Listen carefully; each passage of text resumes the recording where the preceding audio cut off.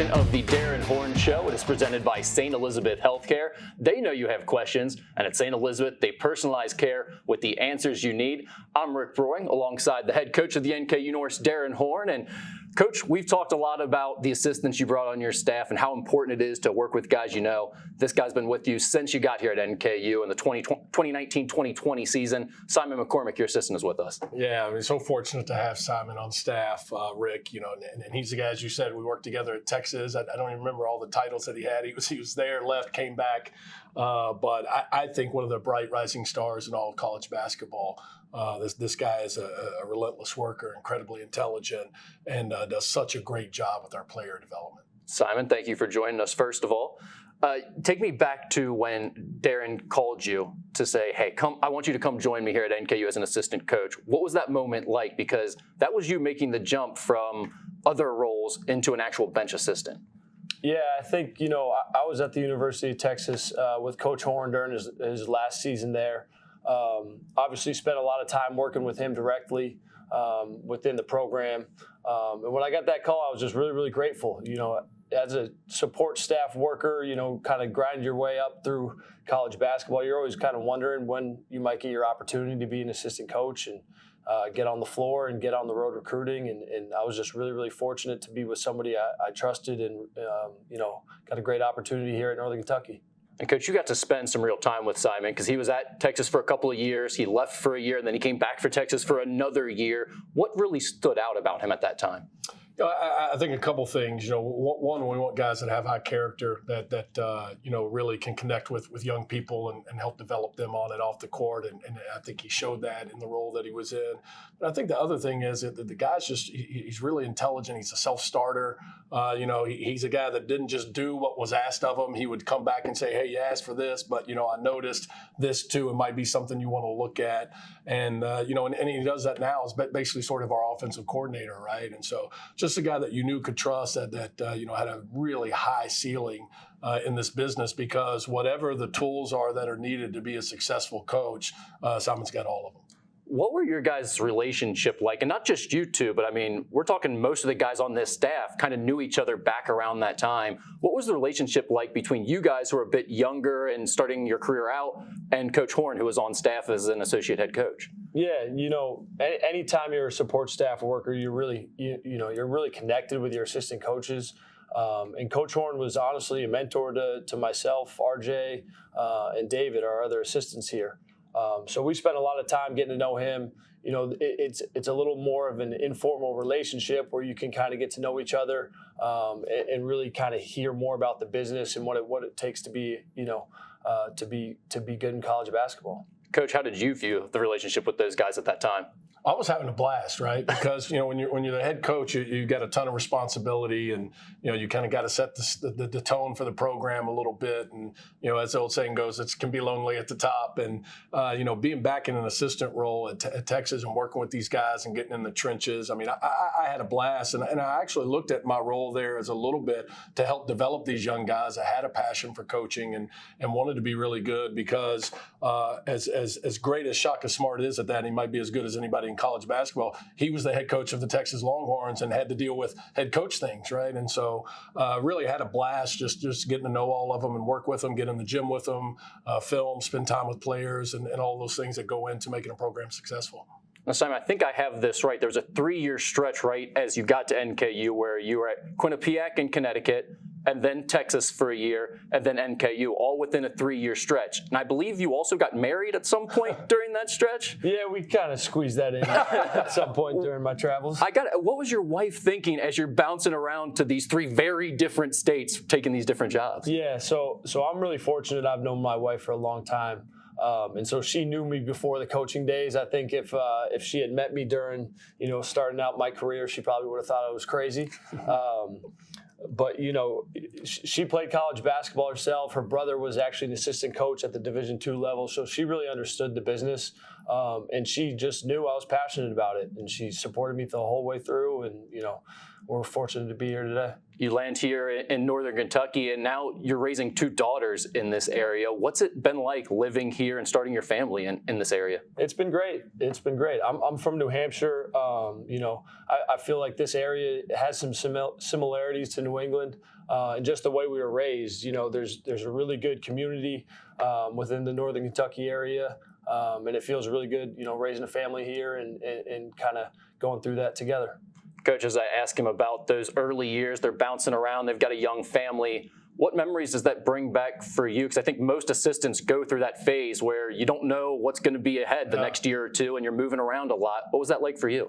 Well, one of the things that our entire staff has been really blessed in, Rick, is that we all have tremendous spouses, right? And it's really hard to be able to bounce around and do those things if both parties aren't committed to that. And so I think that's a big part of it. And I was really worried, my wife and I, that, man, what are we doing to our kids? I mean, we uproot every 4 years. This is the longest I've ever been anywhere, starting our 6th year, never been anywhere more than 5 years. And so, what are we doing? But, I think there's so many advantages and so much value and things learned from some of the adversity that you face, being in coaching and some of the moving and things like that. And so I wouldn't trade it for anything. And I think if you ask my kids, they wouldn't either.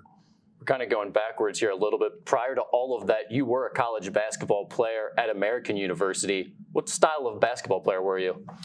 I think my game was pretty simple. I played for a really good program at American University and a really good head coach in Jeff Jones. And I think we really prided ourselves as a program on toughness and the defensive end.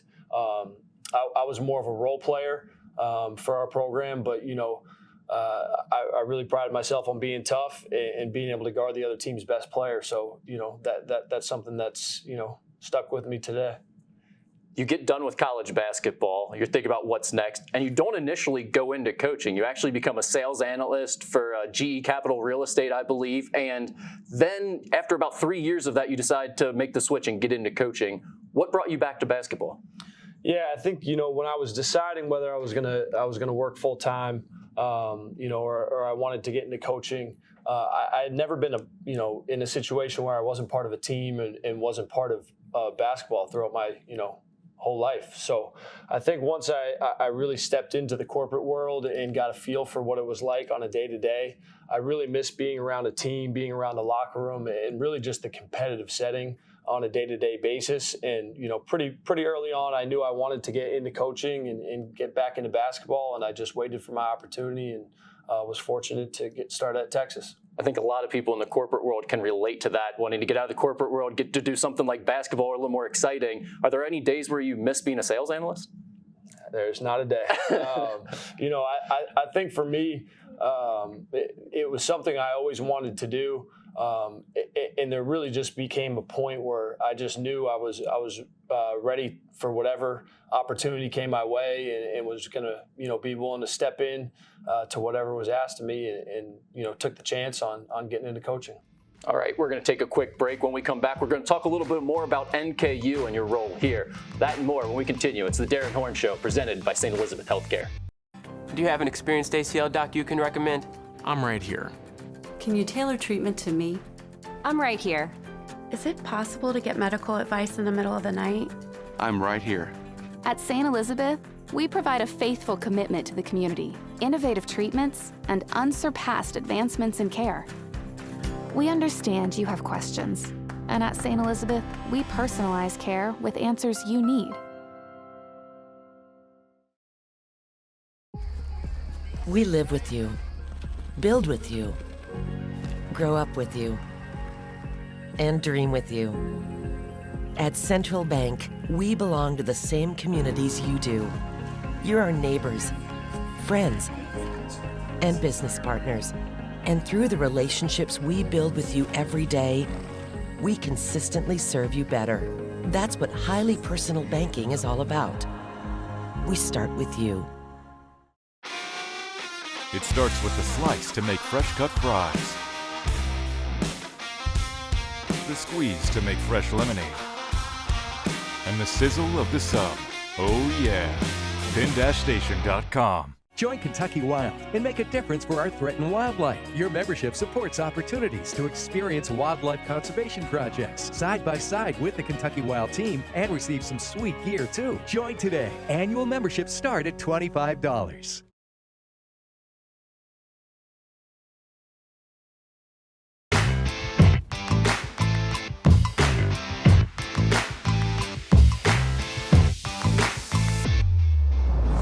Welcome back to the Darrin Horn Show, presented by St. Elizabeth Healthcare. We're talking to assistant coach Simon McCormack today, and just before the break, we were talking about your playing days at American University. So I went back, I dug into the archives, and we actually have some footage here of you playing at American. I want to talk to you a little bit about this unique style you used on the offensive end. What did you call this shot right here? That right there is the running hook. So, my freshman year, I was fortunate to have an assistant coach who played for Pete Carrill during the Princeton days. And so really, the minute I stepped on campus, I was a pretty good athlete. I was a 1-foot jumper, and he just had me working on this running hook. And I knew if I could get to my spot, I was shooting it. So that's what you're seeing here. Yeah, as we were talking to Coach Horn during the break, he also called out the style difference back in the day in terms of what you were wearing, a little bit different than what the guys are wearing these days, isn't it? Yeah, I think I added a few extra pounds with the baggy shorts and the baggy T-shirt, but definitely part of the look back then. Coach's vertical might have been a few more inches had he got a little sleeker look there, right? And one of the things is Simon is a tremendous athlete. In fact, one of the things that impressed me when we were working at Texas is in his role he was like a scout team player sometimes, and he more than held his own against Big 12 athletes. But one of the things we need to make clear is that a guy that a coach grabs and says, you know what, we need to get you a running hook, is a guy that they don't want shooting anything else. But part of the reason for that is really tough, really athletic with great size. Also a lockdown defender. Hey, all of that adds up to being a really good coach, right? That's like the type of things that make up what you want out of a player when you're coaching. By the way, you mentioned being a lockdown defender. He did it against some pretty high-level dudes, too. Yeah, this is a guy that took C.J. McCollum, who's had a tremendous NBA career, long NBA career, and locked him up. Was that the conference championship? What game was that? Yeah, that was regular season. Oh, regular season. It sounds better if we say conference Yeah, we'll just leave it at conference championship. C.J. McCollum, you just pride yourself on having an inefficient night. Yeah, that's right. Make it tough on him, right?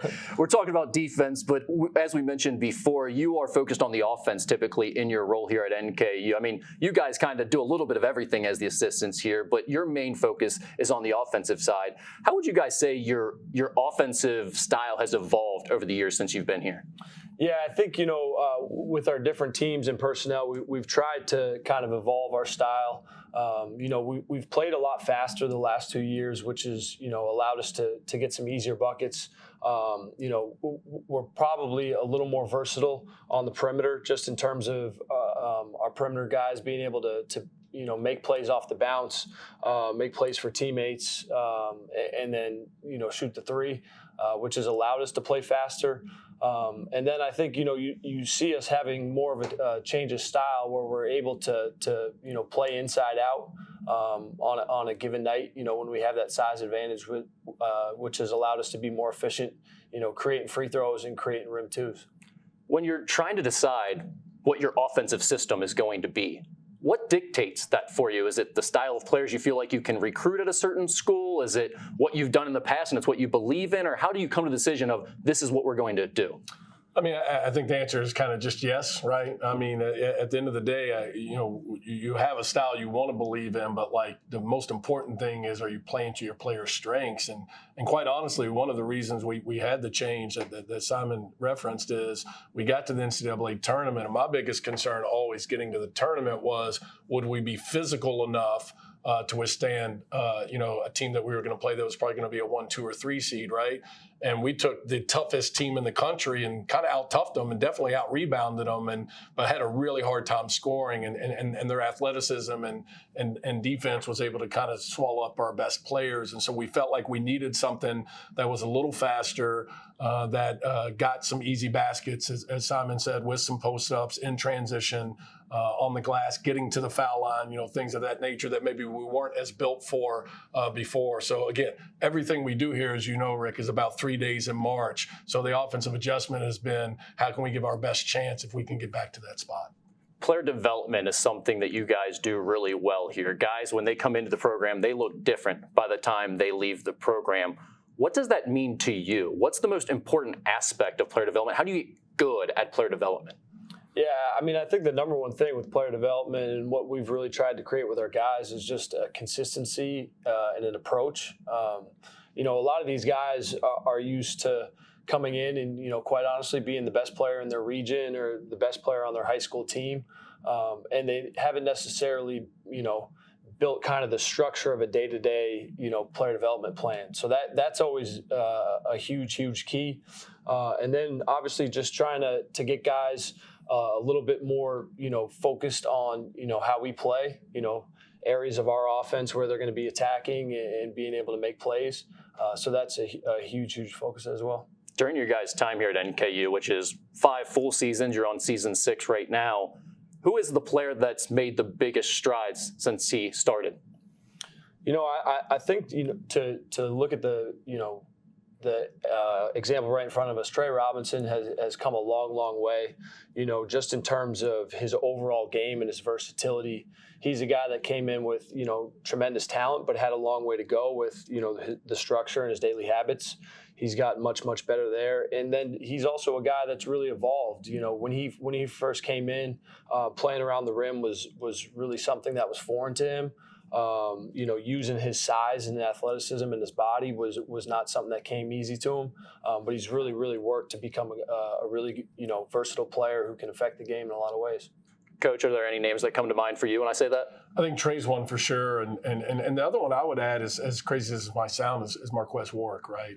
I think what Trey and Sam are finding out, being 1 and 1A on the scouting report now, is it's pretty hard to be doubled, to be face guarded, to be have the other team's best defender, to have other teams be really physical with you and go out and perform at the level that Marquez Warwick did every night. And so part of that was game development, but a part of the development too, as Simon's talking about, is that consistency in effort, all right, and focus and what you're working on, but also the mental development, right, and the mental toughness that we think we do a good job of through that consistency with those guys. And so Trey is no question an unbelievable example, but I think Marquez in his own way is a guy that shows that too for different reasons.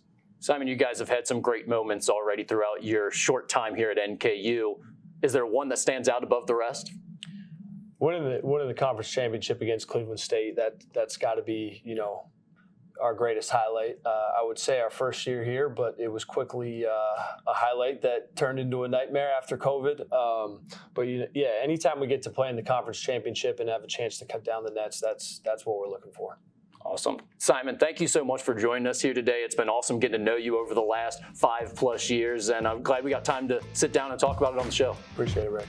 You're watching the Darrin Horn Show, presented by St. Elizabeth Healthcare. Do you have an experienced ACL doc you can recommend? I'm right here.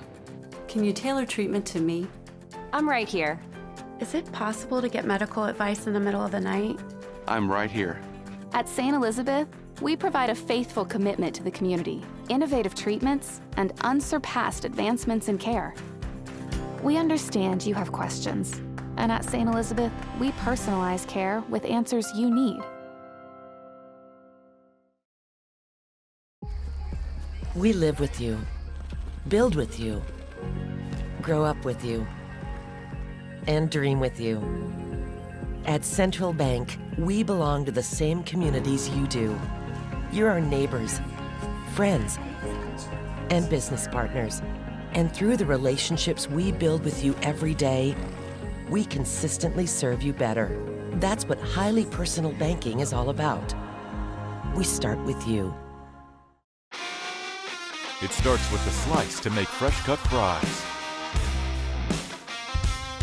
the squeeze to make fresh lemonade, and the sizzle of the sub. Oh yeah, pin-station.com. Join Kentucky Wild and make a difference for our threatened wildlife. Your membership supports opportunities to experience wildlife conservation projects side by side with the Kentucky Wild team and receive some sweet gear too. Join today. Annual memberships start at $25.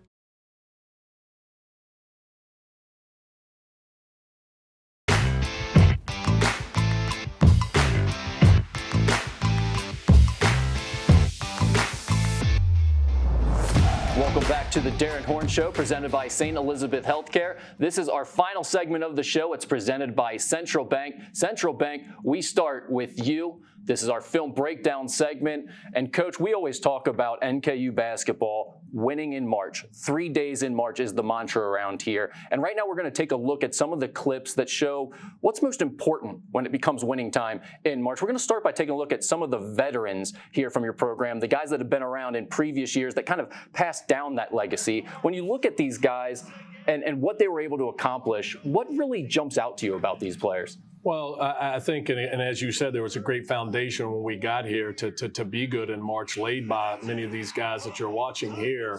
And you see the celebrations from both years that we've been fortunate to win the conference championship. And I think a lot of it is there is an expectation for we want to play in championships, we want to win championships. And a big part of that is mindset. You see Tyler Sharp doing it right there. You got to go make plays in March. Players win, not coaches. Players win in March, and they've got to have the freedom and the confidence to go make plays on both ends. A lot of it is shot making and offensive playmaking, like you see from the big boss Dantez Walton in the earlier clip. Jalen Tate, NKU great there with the big play before the end of the half. But you know, it can be on both ends, right? Here's Chris Brandon with an incredible effort play to chase down block from behind. And no, this is not a replay. He did it in back-to-back years in Indianapolis when it matters most. And I think just kind of building that mindset that's exactly what we want to do. How about Xavier Rhodes? Is it possible that's one of the biggest shots in NKU history, Rick? Yeah, I think you have Drew McDonald's, which we watched on here in a previous episode recently. That one might be next. It is so memorable of a moment for NKU fans. Yeah, no, it really is. And so, again, we're trying to build that mindset all year long. And I think one of the things we do that maybe is a little bit unique is we don't shy away from that. We talk about 3 days in March, and we do that by talking about getting better every single day and game along the way. They don't hand out any championships in January, right? The one we want is played for in March. Where did you develop that mindset to not shy away from the postseason? Because a lot of coaches, I think, when you start bringing up the NCAA tournament in the middle of their season, they clam up and they're like, hold on, we got a lot of games, we got a lot of schedule, we're just trying to get better. You don't shy away from that. You say that is our goal. That's what we're playing towards and working towards. Where did you develop that? Well, I think it's a couple things, Rick. One, as a veteran coach in my third head coaching stop, I'm extremely secure in what do we need to do to be our best and to have the opportunity to do things that have never been done here. And NKU, that means winning a championship, getting to the NCAA tournament, and seeing if you can win a game, right? The other thing is I want my guys in the best possible state because that's the case. And I think just to handle it right up front and everybody be on the same page with it and understand that's what we're doing and here's how you do it can only help. Well, those were some of the former players who have done it in the past. But we want to take a look at some of the current guys that are on the roster now that have made big winning plays as well. Absolutely. And again, it's both ends. A lot of it is offensively. You see an offensive rebound. There's a little thing, a hustle play, an effort play from looks like baby-faced Trey Robinson and maybe about 20 pounds ago. Look how thin he is. Oh, it's unbelievable how he's developed. But, you know, again, it can be as simple as grabbing a loose ball like that, but having the confidence to just go make plays. Because, again, in March, players make plays on both ends. That's how you're going to win. And building that mindset all along the way. You see the great execution out of a timeout from Sam Vincent right there. Great pass by Chris Brandon as well. And I think having guys that have been in that situation really, really help, right? Because they've been there before and they've got the experience to go make those plays. And Sam Vincent with a great pull up. And then, you're going to see a huge play here in a second. Randall Pettis is going to get on the glass.